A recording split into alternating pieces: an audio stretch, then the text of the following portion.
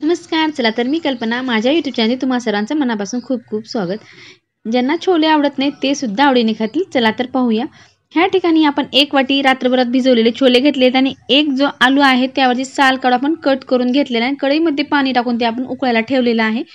चांगलं उकळेपर्यंत आपण ह्या ठिकाणी मसाला बनवून घेणार आहोत. त्यासाठी गॅसवरती पॅन ठेवलेला आहे. 1 वाटी छोट्या वाटीने आपण शेंगदाणे टाकून घेतलेले आहेत. थोडे शेंगदाणे गरम झाले की त्यामध्ये अर्धी वाटी आपण तीळ टाकलेले आहेत. अगदी लहान वाटी घेतलेली आहे.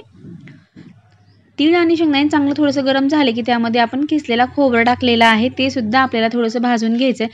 तिन्ही जिन्नस आपल्याला जास्त भाजायचे नाहीत. थोडंच आपल्याला हे भाजून घ्यायचं आहे.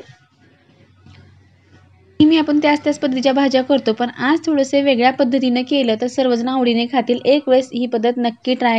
अगदी भन्नाट मुलांच्या टिफिनसाठी किंवा घरी जर बनवलं आवडेल आणि आवडीने सर्वजण ही भाजी खातील. अगदी इतकी सोपी पद्धत आहे आणि खूप सारा आपल्याला पसारा मांडायची गरज नाही. अगदी कमी वेळामध्ये कमी साहित्यामध्ये आपण ही भाजी बनवत आहोत. आता ह्या ठिकाणी अगदी छान भाजून झालं की आपण हे वाटण तयार करून घेतलेलं आहे. आता मिक्सरच्या भांड्यात टाकून आपण याचं वाटण तयार केलेलं आहे. आता गॅसवरती आपण जे उकळायला ठेवलेलं होतं अगदी छान उकळी आलेली, अगदी छान शिजलेलं सुद्धा आहे. अगदी झटपट पद्धत आहे. एक वेळेस नक्की ट्राय करा. आता गॅसवरती कढई ठेवली आहे. आपल्या 4-5 चमचे इतकं आपण तेल टाकलेलं आहे. जास्तीचं पण तेल टाकलेलं नाही. तेल गरम झालं की 1 चमचा आपण मोहरी टाकलेली आहे. 1 चमचा जिरे आणि लसूण ठेचून घेतलेलं आहे ते टाकून दिलेलं आहे. लसूण अद्रकची आपण पेस्ट केलेली होती ती टाकलेली आहे. लसूण थोडा आपण छान तळला की जे आपण उकडून घेतलेले आलू आणि छोले आहेत ते सुरुवातीला आपल्याला टाकायचे. टाकल्यानंतर 1-2 मिनिटाकरता असंच मिक्स करायचे. मिक्स केल्यानंतर काही आपण मसाले टाकणार आहोत, जे की बेसिक मसाले आहेत. आपल्या घरात जे रोज आपण नेहमी वापरतो तेच मसाले ह्या ठिकाणी आपल्याला वापरायचे. आता ह्या ठिकाणी 1 चमचा इतकं लाल तिखट टाकलेलं आहे. 1 चमचा छोले मसाला टाकलेला आहे. पाव चमचा हळद टाकलेली आहे. मीठ टाकलेलं आहे. लाल तिखट मीठ आपल्या चवीनुसार आपल्याला ह्या ठिकाणी टाकायचे. आता लाल तिखट मीठ टाकल्यानंतर थोडंसं मिक्स करून घ्यायचं. मिक्स करून झालं की आपल्या क्वांटिटीनुसार आपल्याला जितकी क्वांटिटी रस्सा पाहिजे तितकं आपल्याला ह्या ठिकाणी पाणी टाकायचं आहे. पाणी टाकण्या अगोदर जो आपण मसाला बनवलेला होता ते आपल्याला सुरुवातीला टाकून मिक्स करून घ्यायचं आहे.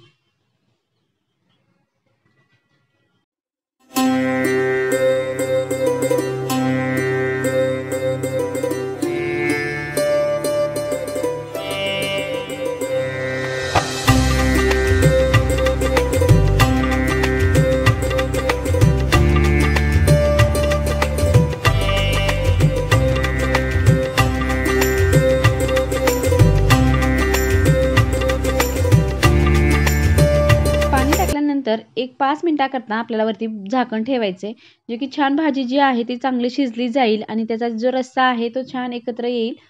आता ह्या ठिकाणी 5 मिनिटाकरता आपण झाकण ठेवलेलं तर भाजी छान शिजलेली आहे. तरीसुद्धा आणखीन 1-2 मिनिटाकरता आपल्याला असं शिजू द्यायचं आहे.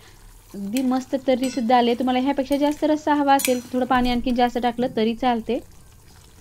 आता भाजी तर छान मस्त तयार झालेली आहे. सोबत खाण्यासाठी तुम्ही भाकरी किंवा चपाती किंवा पुरी काही बनवू शकता. अळसट रस्सा आपण ह्या ठिकाणी बनवलेला आहे. ह्यापेक्षा जास्त सुद्धा तुम्ही बनवू शकता. आता वरतून थोडीशी आपल्याला कट करून घेतलेली कोथिंबीर टाकायचं आहे, ज्यामुळे चवसुद्धा अगदी छान येते. अगदी भाजी मस्त भन्नाट चवीची झालेली आहे. घरभर असा वास पसरलेला आहे. अगदी छान चविष्ट अशी भाजी आहे. तुम्ही आणखीन कुठले मसाले ॲड केलात तरी चालतात. अगदी मी नेहमीचेच मसाले टाकलेले आहे आणि साध्या सोप्या पद्धतीने ही भाजी बनवलेली आहे. तुम्हाला ही भाजी कशी वाटली नक्की कमेंट करून सांगा. आता ह्या ठिकाणी मी प्लेटमध्ये सर्व करून घेणार आहे.